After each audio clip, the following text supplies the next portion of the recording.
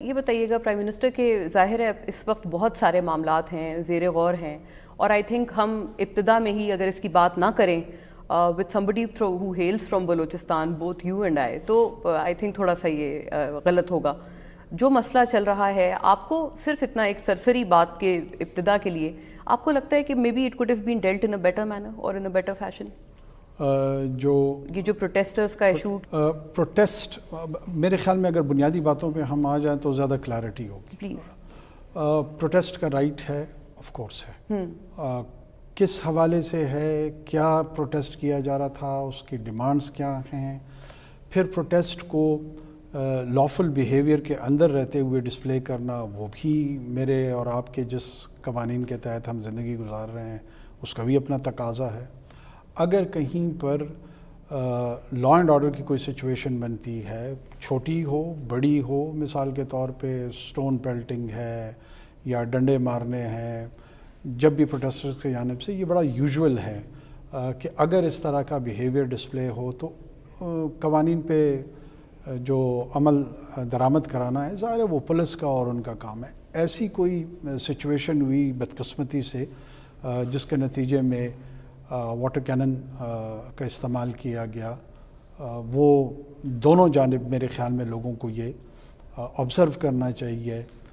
Right to protest پہ کسی نے ان کو نہیں روکا. آئی سی, یعنی آپ یہ آبزرویشن دے رہے ہیں کہ کیونکہ اس وقت نگراں جو انٹیریئر منسٹر ہیں وہ نہیں ہے, the charges of course with you.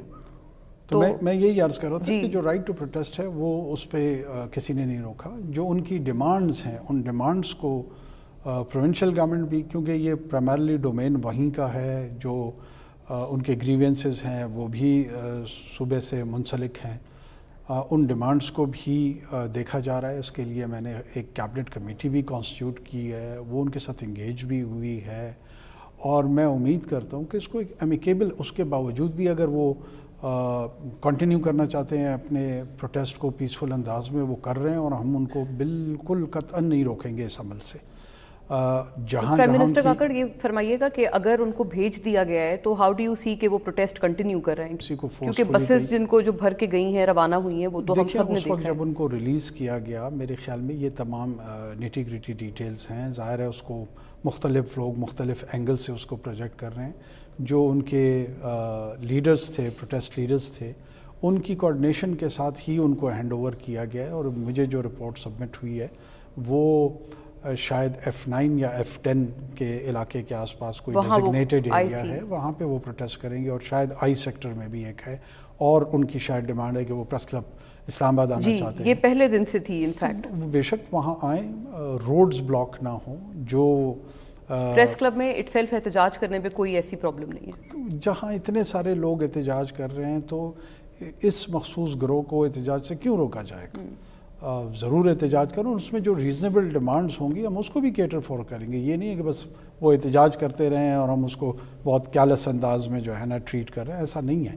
جو ریزنیبل ڈیمانڈز ہوں گی جو کہ دور ہو سکتی ہے, انشاءاللہ ہم وہ دور بھی کریں گے. کہ ناظرین کے توسط سے بتاتا چلوں کہ ہم پچھلے 2 دہائیوں سے وہاں پر ٹیررزم کا شکار ہیں, اور ٹیررزم بھی اس سطح کی کہ ریسنٹلی بدقسمتی سے, میں بڑی بدقسمتی سے یہ کہہ رہا ہوں کہ 15 لاشیں جلی ہوئی کوسٹل ہائی وے پہ لا انفورسمنٹ ایجنسی کے لوگوں کی, وہ DNA کے ٹیسٹ کے بعد ہمیں ان کی آئیڈینٹیفیکیشن کرنی پڑی کہ تمام کی تمام لاشیں مس شدہ تھیں.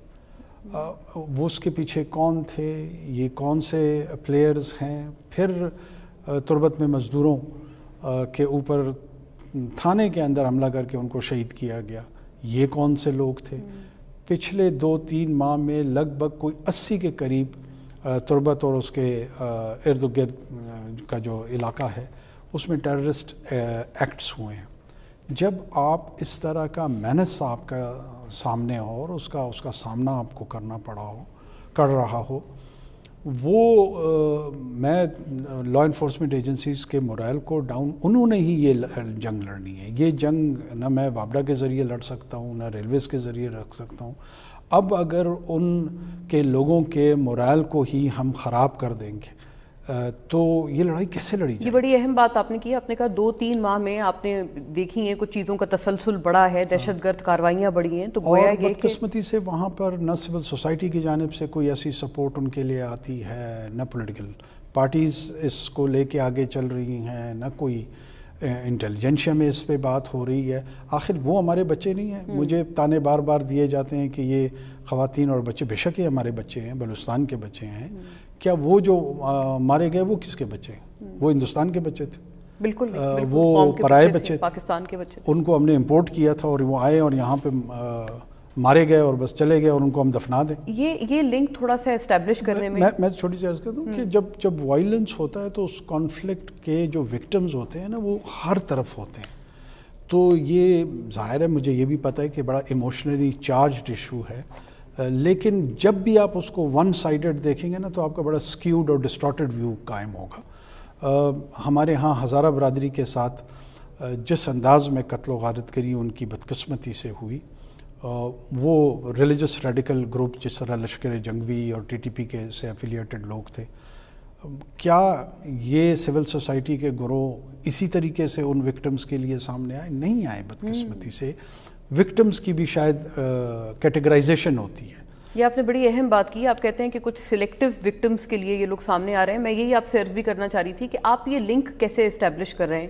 کوئی ایسی چیز ہے, کچھ ایویڈنس ہے یا انڈینائبل کوئی فیکٹ ہے جس سے آپ یہ لنک اسٹیبلش کر رہے ہیں کہ وہ جو دہشت گرد کارروائیاں ہو رہی ہیں اور وہاں جو بے قصور لوگ جن کو شہید کیا جا رہا ہے ان کے ان کی کوئی مخالفت ہوگی یا ان کے حقوق کی مخالفت ہوگی ان لوگوں سے جو یہاں پروٹیسٹ کر رہے ہیں؟ is there a link between the two؟ نہیں, میں ان دونوں کے لنک کو اس طرح کوئی ڈائریکٹ نہیں جوڑ رہا ہوں. میں صرف یہ عرض کر رہا ہوں کہ وہاں پہ جو لوگ جن کے لیے بعض اوقات یہ ایجیٹیٹ کر رہے ہوتے ہیں ان پہ ایکوزیشن اور ایلیگیشنز ٹیررسٹ کارروائیوں میں ملوث ہونے کی ہوتی ہیں, اور وہ ثابت شدہ ہوں یا نہ ہوں, ایلیگیشنز ان پہ بڑی اسٹرانگ ہوتی ہیں. اور ایٹ ٹائمز ہمارے پاس جو ہے نا انٹیلیجنس پکچر اویلیبل ہوتی ہے, باقی رپورٹس ہماری پاس بڑی اسٹرانگ ہوتی ہیں.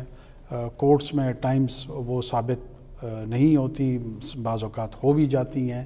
یہ ایک سائیکل ہمارا پچھلے 20 سالوں سے اور 2 دہائیوں سے چلا آ رہا ہے. وہ کون لوگ ہیں؟ ابھی ریسنٹلی ایک بڑے امپورٹنٹ کمانڈر سرفراز بنگلزئی کے نام سے اس نے سرنڈر کیا اپنے 70 ساتھیوں کے ساتھ. یہ کون تھا؟ آج سے اب 6 مہینے پہلے چلے جائیں تو یہ سرفراز بنگلزئی کس کا ہیرو تھا؟